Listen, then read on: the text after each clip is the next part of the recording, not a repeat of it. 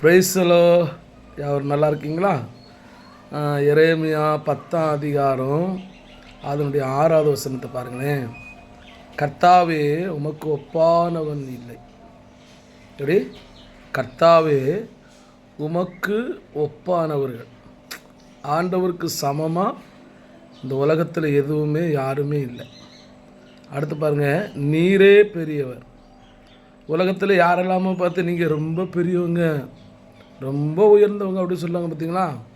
ஆனால் இங்கே என்ன சொல்லுது பிறகு, நீர் தான் பெரியவர். உமது நாமமே வல்லமையில் பெரியது. நாமம் என்னது? ஏசப்பாவுடைய பேர், ஆண்டவருடைய அந்த நாமத்தை பேரை சொல்லும்போது அது ரொம்ப பெரியது, உயர்ந்தது இந்த உலகத்தில்.